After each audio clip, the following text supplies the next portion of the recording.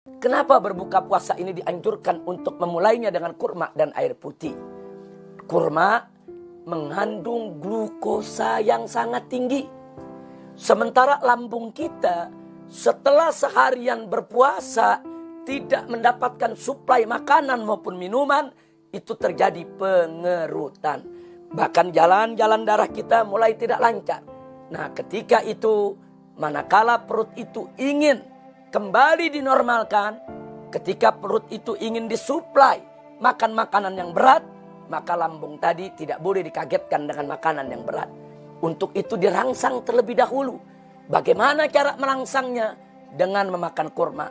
Karena glukosa yang dikandung kurma itu akan merangsang lambung untuk kembali normal agar siap untuk mencerna makanan. Bukan di situ saja, didorong dengan air putih. Ada apa dengan air putih? Air putih untuk mempercepat sirkulasi daripada glukosa tersebut di dalam tubuh dan di dalam darah. Sehingga darah yang semula yaitu mulai tidak lancar karena seharian kita tidak makan, tidak minum, segera mendapatkan suplai glukosa. Begitu juga lambung yang mulai mengerut karena menahan lapar sejak pagi, maka begitu mendapat suplai glukosa tadi, dia mulai kembali secara perlahan, yaitu menjadi normal, hilang kerutannya, darah juga mulai terbuka, sehingga siap untuk mendapatkan suplai makanan yang berat. Subhanallah. Jadi kenapa Nabi makan korma terlebih dahulu? Ternyata di dalam korma ada glukosa yang bisa menormalkan kembali daripada lambung, begitu juga melancarkan jalan darah. Kenapa harus didorong dengan air putih? Untuk mempercepat sirkulasi, yaitu glukosa tadi di dalam tubuh maupun di dalam darah seseorang. Lalu kenapa setelah itu Nabi tidak langsung memakan makanan yang berat? Di sini yang perlu kita catat. Setelah lambung tadi mendapatkan suplai glukosa yang dikandung oleh kurma, setelah air putih membantu percepatan sirkulasi, maka lambung dan seluruh jaringan tubuh kita membutuhkan beberapa saat agar kembali menjadi normal lagi. Ya, membutuhkan beberapa menit waktu, membutuhkan beberapa waktu jeda agar dia bisa menormalkan, yaitu kondisinya kembali di dalam menerima suplai makanan yang berat. Nah, karena itulah Nabi melaksanakan sholat maghrib.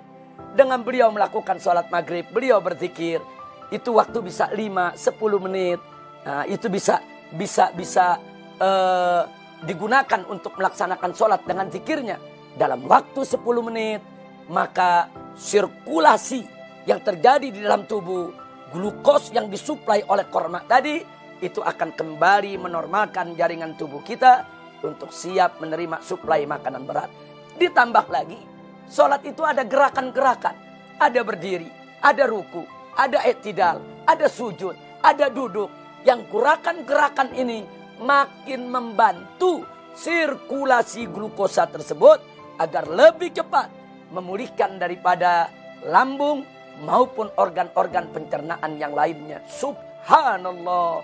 Pantas Nabi sholat maghrib dulu, pantas Nabi zikir dulu, pantas sebelumnya Nabi makan kurma dulu, didorong dengan air putih dulu.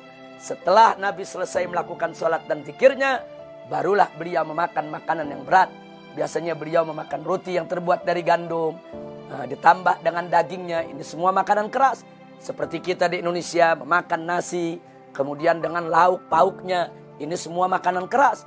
Jangan langsung kita memakan makanan yang keras ketika kita berbuka puasa.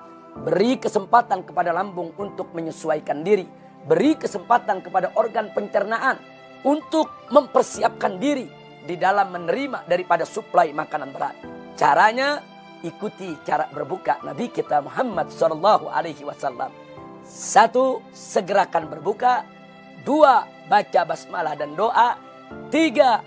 Jangan lupa makan korma dan minum air putihnya. 4. Setelah itu sholat maghrib dan zikirnya. 5. Barulah memakan makanan yang berat.